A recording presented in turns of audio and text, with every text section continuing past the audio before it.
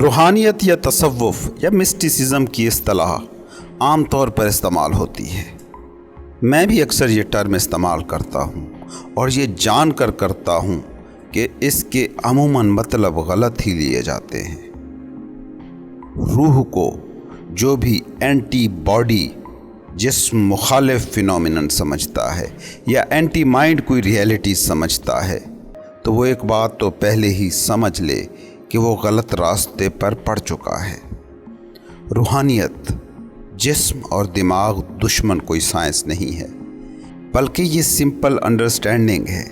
یہ جسم، روح اور دماغ کو الگ الگ خانوں میں رکھ کر کسی کو چاہنے اور کسی سے کراہت کرنے کا نام نہیں ہے، بلکہ روحانیت نام ہے میرٹ کا، عدل کا، یہ جاننے کا کہ جو ہے وہ کیا ہے۔ یہ ججمنٹس پاس کرنے کا نام نہیں ہے، یہ تنقید کا آرٹ نہیں ہے، یہ کسی ازم کا مخالف نہیں، یہ کسی ازم کا حامی نہیں، یہ بس سیدھی سادھی اویئرنیس کا نام ہے۔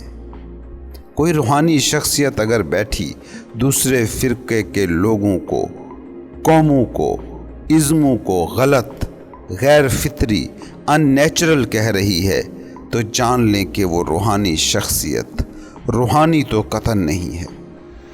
روحانی شخصیت کسی چیز، کسی شخص کے تصورات، کسی ازم پر تنقید کرتی ہے تو اس کا بھی بس ایک ہی مطلب ہوتا ہے کہ چیزوں کو ان کے حقیقی مقام پر رکھ کر دیکھا جائے، نہ کہ اس کا مطلب کسی ایسی چیز کو تحقیر کا نشانہ بنانا ہوتا ہے کہ جو اصل میں ہے۔ یاد رکھیے گا، جو ہے وہ نیچرل ہے، وہ ہستی کی منظوری سے، اپروول سے ہے۔ جو ان نیچرل ہو وہ واقع ہی نہیں ہوتا۔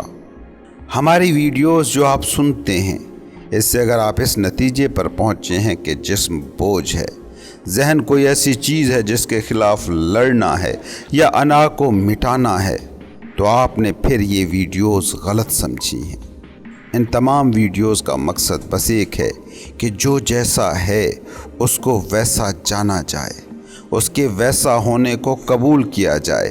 جسم بھی اتنا ہی ضروری ہے جتنی روح، ذہن بھی اتنا ہی لازمی ہے جتنی روح، انا بھی اتنا ہی ضروری ٹول ہے انسان کی بقا کے لیے جتنا جسم یا روح۔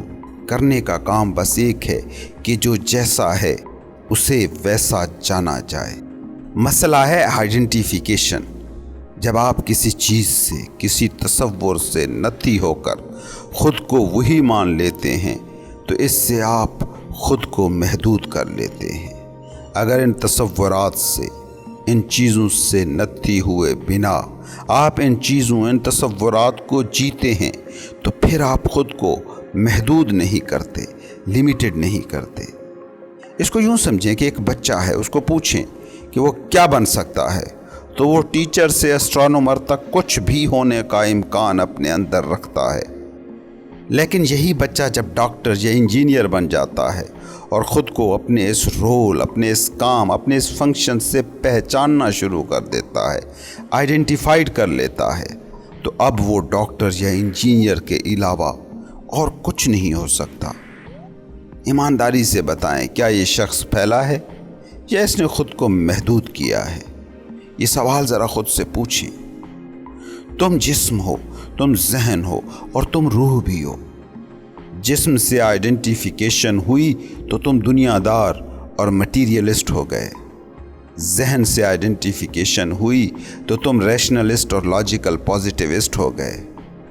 روح تمہاری ہستی کا وہ مقام ہے جہاں تمہارا جسم ہوتا ہے مگر تم اس سے آئیڈینٹیفائیڈ نہیں ہوتے۔ ذہن ہوتا ہے مگر تم اپنا ہونا بس اسی سے نہیں نکالتے۔ فیملی، کاروبار، نوکریاں ہوتی ہیں مگر تم اپنی شناخت ان سے اخذ نہیں کرتے۔ روح وہ آزاد اور فری حالت ہے کہ جب تم ان سب چیزوں کے مالک تو رہتے ہو مگر یہی چیزیں تم نہیں ہو جاتے۔ روح بس اسی اویئرنیس کا نام ہے۔ تم اگر روحانی ہونے کا دعویٰ کرتے ہو اور جسم اور ذہن کی مخالفت برائے مخالفت کیے جا رہے ہو तो समझ जाओ कि तुम रूह नहीं हुए हो, बल्कि रूहानी होने का एक और रोल है जो तुम इस वक्त निभा रहे हो। तुम अगर कभी गौर से देखो उन लोगों को जो अपने जिस्म की बहुत केयर करते हैं, तो ये जानोगे कि इसके पीछे भी एक बड़ी हकीकत काम कर रही होती है। कहीं उस शख्स में ये पॉइंट मौजूद है जो जानता है कि इस जिस्म के टेम्पल में रूह नाम का देवता मौजूद है। जिसने अपने अंदर मौजूद रूह को देखा वही जानता है कि जिस्म कितना अहम है। इसीलिए मैं बीच बीच में ऐसी वीडियोस बनाता रहता हूँ ताकि आप लोग जिस्म और जहन की मुखालफत में खड़े होकर एक और आइडिया न तराश लें।